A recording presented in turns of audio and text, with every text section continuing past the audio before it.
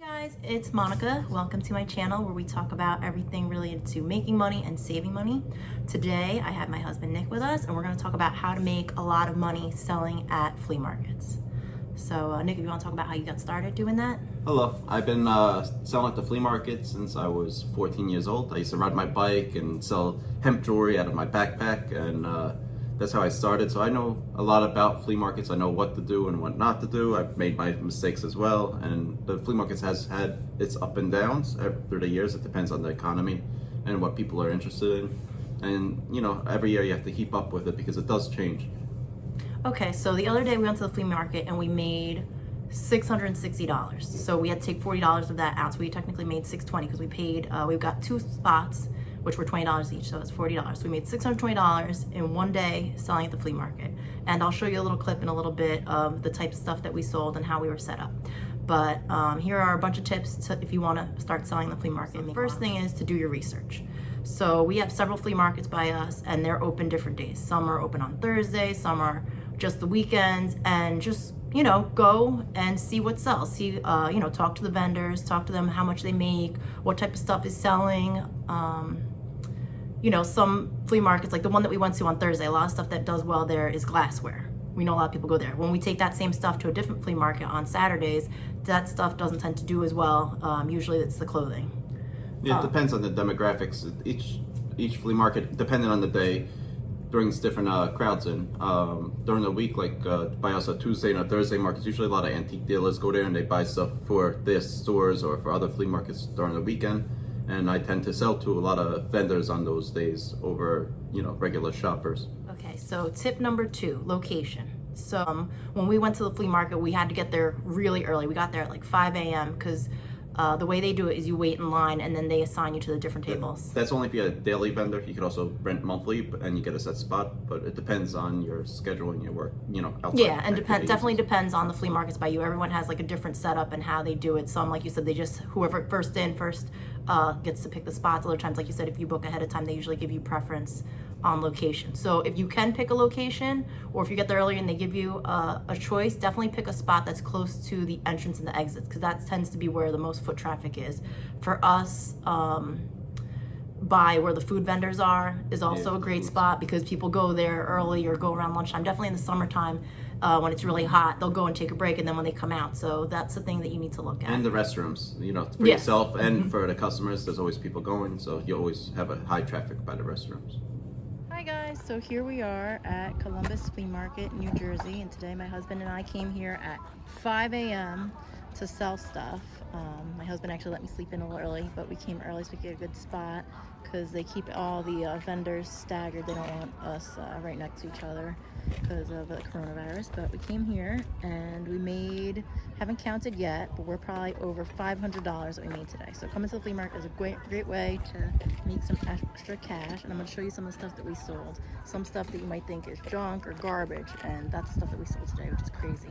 So we sold a lot of glassware over here, and some of it's name brand stuff. You got Avon, McCoy, all different things. So you just, you know, look at the stuff that you have in your house, or go to garage sales or other flea markets, see if you can get stuff for cheap. We got this piece right here is made by Fire King, so that goes for I don't know, I want to say $3.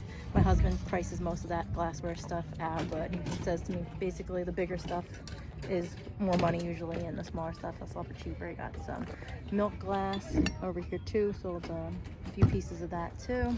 And then we had like full tables of glassware that we sold today for all different amounts, $5, $10, $2, all little tiny pieces and figurines that people go and collect. And we have a lot of electronics. And then on this table, we have a bunch of the new stuff that we got. So this is stuff that we source from stores or online that we can get really cheap in pallets. So we have the Pick-Me Pops, and you've probably seen these. This is a Slimer from Ghostbusters, so that's the stuff that went for more money. So you got to look at the different flea markets. Some people, like at this flea market, the glassware is what tends to do the best, as opposed to the other flea market that we go to where we sell like a lot of clothing. So we had some cell phone holder. We sold a few of these for $2 a piece. Shoes, I didn't really sell any today, but I did sell a bunch of clothes. most of the stuff that we have today is like the extra large, extra large sizes. So I was selling them around $1 to $2 a piece. And like I said, these prices are just based on how much I paid for the stuff. If I got the stuff really cheap or free, then obviously I would sell them for less. But we did overall really well today. In the beginning, it wasn't too busy. It's like I said, it's about like 90 degrees today, and then wearing the mask makes it even hotter. We had some jewelry. We didn't really sell any miscellaneous stuff, but like I said, some days people go crazy over one item, and the next time they're looking for something else. So you always just got to bring a wide assortment of stuff, and that's the best way to make money. Just all different things. If you just want to start with stuff in your house, we paid $20, $40 for the tables. It's $20 each. Okay, we got 2 spots today, so we spent $40 on that, and then we also bought some food.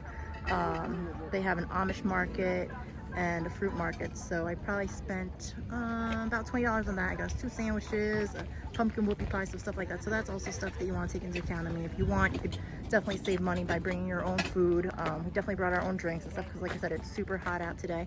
And right now it is a quarter after 12, and a lot of people you'll see, it's usually crazy busy, but a lot of people are putting their stuff away now just because it's slowed down quite a bit. But we're slowly packing up because here and there we get a few people and we get $20 here, $10 there. So like I said, it adds up really fast, and I'll give you a final amount of what we made today. Tip number 3, grouping like items together. So we, as you saw in the video that I showed you, we had a ton of different things. We had new stuff, used stuff, glassware, clothing. So that's what we try to do, because when people come to the flea market, some people are just looking to browse and see if they see anything. Some people are looking for very specific things. So if you have people who are looking just for clothing, that way they don't have to go or they might miss stuff. So put all the like items together, and then people love getting like bundle deals. So if they say, okay, for a pair of shorts and pants, and put it all together, and then they get a deal and you also make some money. Okay, tip number 4, negotiating. Everyone goes to the flea markets because they like to get a good deal. Instead of buying online clothes, they want to go in person, they could get the best buy. So know your prices.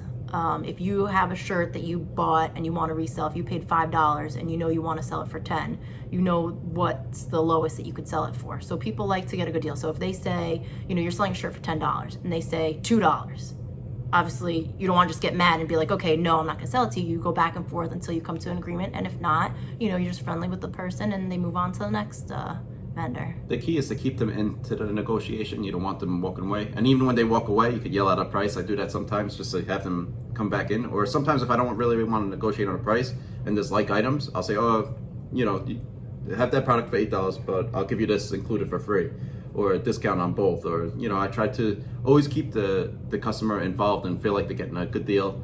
And that really intrigues them. Like, you want to keep them there at your products, because if they buy one item, they might buy another item. So your main thing is to keep your customer involved and negotiating, and it's a form of art, and it takes time to learn. Right, definitely over time, like as we go through, and like Nick said, definitely don't get upset. When I used to take her, at first, she would get upset because people will be like, I have something for $10, and they say like $2, and she'd be like, oh, forget about it. I don't want to sell to you. But you can't be like that. You gotta like really try to form a relationship with your customers, and I know in advance when certain customers, when they come, that sometimes I have to raise the price because I know they're gonna try to get me down on the price, because each customer is different, and you have to treat each customer that way. Right, I think that's a really good tip. Like you said, if you're selling, most of the stuff that we sell is in the 20 and under range, but I've seen people go there with $100 items. So obviously if you're selling an item and you want to get $500, maybe ask $600. And that way, maybe you meet and say $550, or you end up at the $500 mark that you wanted to. So you get what you want, and they still feel like they got $100 off of the price that you originally were asking. Okay, tip number 5, being loud and friendly. So loud in the sense that you want to get people to your table, because when you go to certain flea markets, there's tons of vendors, tons of competition, tons of other people selling maybe similar items that you're selling. So you need to get them to your table. So usually we sell in the morning. So if I see someone looking, I'll just say good morning, just something so they feel comfortable coming over, but not pushy. When someone comes over, you don't want to be like, okay, that's $10. But like if I see someone looking at something for a while, obviously that means that they're interested. And instead of having them ask, some people are just uncomfortable asking prices. I'll just be like, oh, okay, that's $5. And then I'll go about doing what I'm doing, so that way they don't feel pressured. See, I try to engage the customer right away. I'll say, oh, good morning, it's beautiful out. I try to do some small talk just to keep them in and pleasant. I also will be loud sometimes. Like if I have a lot of the same product, I'll be like, holler for $1 or everything's $1. You know, it depends. I try to do some, or this is a recession special. You know, it depends on what product I have.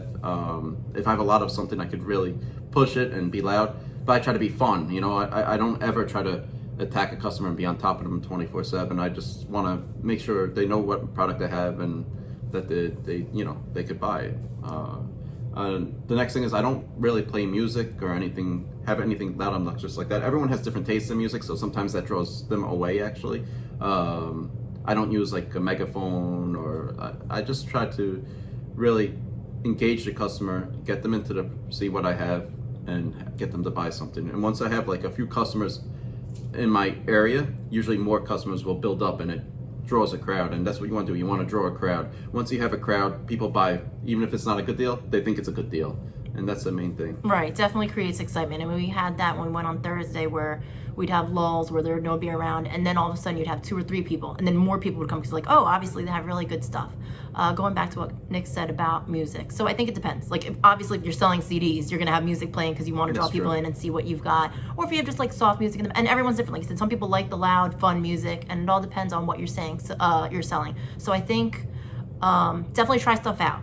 Maybe it might work for you at a certain flea market and maybe not others. So it's trial and error, and that's what we've done. Like Nick was saying, learning from mistakes. It's not always a mistake because sometimes it might work somewhere else where it didn't work for you. All right, tip number 6. These are different items that if you've never sold at the flea market or it's still new to you, these are things that you want to make sure that you bring that you might not have thought of. Simple things like food. If you're just going by yourself and you can't always run to the bathroom, or you know, if you do have to go, you have to talk to the vendor next to you and ask them to like watch your stuff. But I usually like to bring a bunch of drinks and snacks so that I'm not spending money spending on that unless there's something really good that I want. Also bring tablecloths. It's not, I mean, depends on the stuff that you're selling. If you have like really nice glassware and stuff, it's nice to just be able to put like a tablecloth down, or if you have clothing that you don't want to get dirty, and just have it set up nicely like that.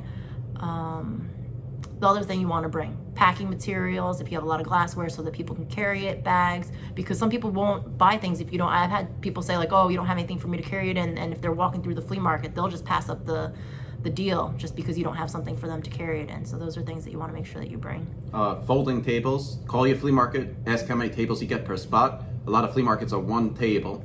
If you know, some of them are 3 tables, depending. I always bring 4 or 5 folding tables for the amount of stuff we have. Change, you always want small bills. A lot of people go for 20s. You'll get a lot of 20s because the ATMs are there, so you need 5s, 1s, 5s, and 10s, and change because sometimes you sell something really cheap for 50 cents. The next thing you will need is a towel to wipe down the tables if they're damp in the morning, and maybe a little cleaning supplies, like if your stuff gets dusty and you want to clean it.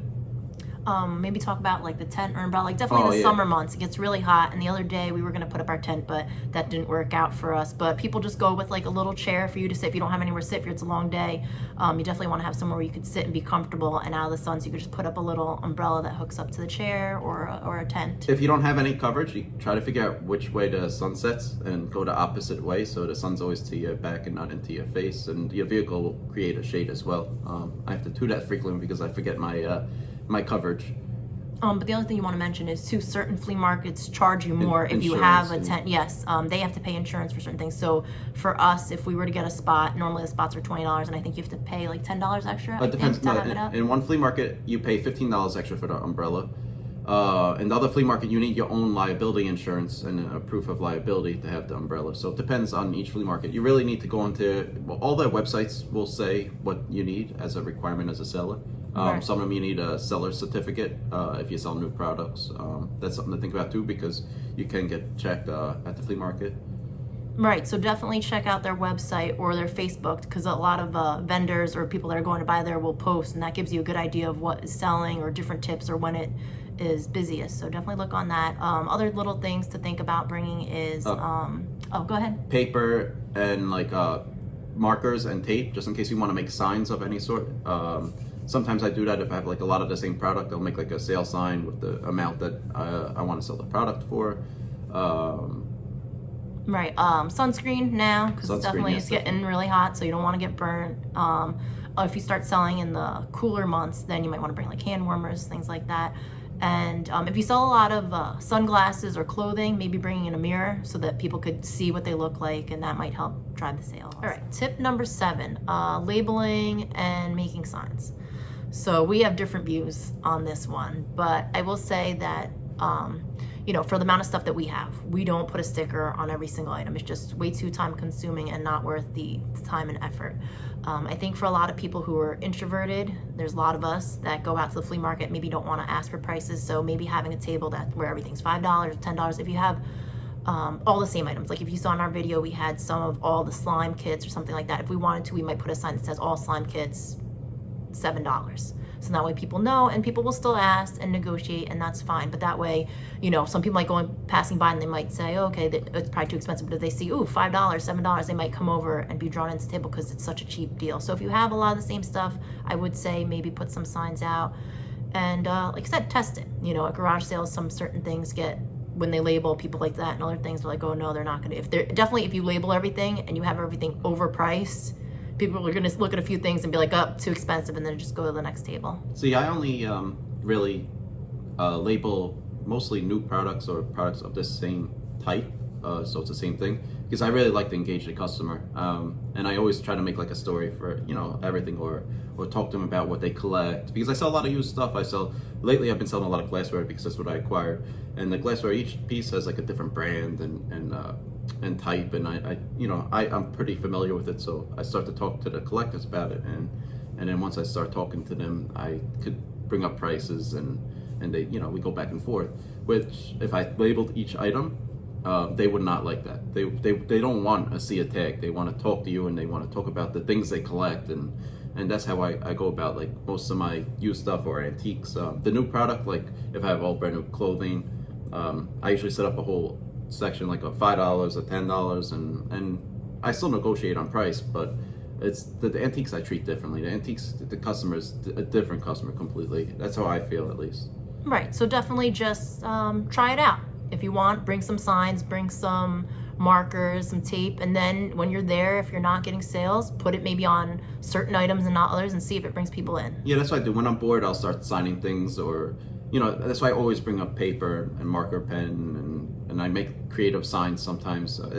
So there's times where you're very slow and you want to do something, and sometimes I will. All right, tip number 8, going to the flea market on a regular basis. That's a great way to build up clientele. If you see people who, like for us, we have a lot of people who they look specifically for the glassware, whether they're collectors or other vendors. They know that we bring a lot of that stuff, so they come and they'll ask us, are you going to be here next week? Because they're always looking to buy more stuff. So if you go on a regular basis, you could build up that clientele and sell more of those items. And it's about sourcing items. So I think at the beginning, if you've never sold flea markets, definitely just go through your house. Stuff that you don't need, no longer want, that maybe you were planning on donating, and then try selling it first. And then you could see what you sell. If you don't have a lot of items from there, we used to go to garage sales a lot. And then we get a better idea of what sells, what doesn't. Jewelry sells, electronics. So if you can get stuff really cheap because people are looking to get rid of stuff, definitely now, after all their spring cleaning, you can find a lot of stuff there. The Goodwill, on certain days, they have different colors each day where stuff is even cheaper than it already is. And that's a good place to find things, vintage items, Pyrex, different glassware, especially if they have names on it. That's another great place to go find and source items. Estate sales sometimes. I mean, some of them are expensive, but you just have to go around and look and have an idea of what you want to pay for them. So I like to I keep like a mental note of how much we pay for an item. So if I know I paid $10 for an item, I want to double my profit, I'll sell it for $20 or whatever the profit margin is that you want to make. But you have to remember those things. I've been shopping a lot on Facebook Marketplace and other online sites like that, like the Facebook groups and all that, because there's a lot of people selling products, and you can negotiate with the price, and you really spend less time doing that than going to garage sales and going to the Goodwill. You could do it right from your home when you have 5 minutes a day. Just look at all the listings and just send messages to the people. And I offer low prices. If they say no, I don't lose anything. If they say yes, I get a good product I could sell in the flea market. Right, that's also a very good point too. You know exactly what you're getting and what you could sell it for instead of spending. Because sometimes we've done those town-wide garage sales, and sometimes we get a ton of good stuff, and other times we come back with maybe 1 or 2 things and spent the whole day trying to find items. You can find items even bulk pickup days. People have stuff like on the curb for free. I mean, we've gotten quite a few good items through that too. Your so that's a great way. center. Right, that's a great way to start, and then also sell, if you got it for free, you could sell it for $10 and easily make a profit. Another place that we usually source stuff is store closings. Like if a lot of stores are closing, they have sales or end of season sales where they have stuff at an extra discount. That's also a great place to go and look. Also, items. local auctions, like they sometimes they have like tailgating auctions or like granny's attic auctions or like brick-back auctions. That's a lot of that. Like if you look at your want ads or online posts for auctions, you could find a lot of good products in those auctions because they lot the items together. And I do pretty well at the auctions as All well. right, so that is our 9 tips for making more money at the flea market. If you guys think of any that we missed, definitely drop them in the comments below. We hope you liked our video. It's our first real one together. So if you have any tips for that too, definitely drop it below. And we're going to post more videos coming up. We're going to be going to the flea market this weekend also. And I'm going to be posting a Michael's grab bag haul as well also coming up.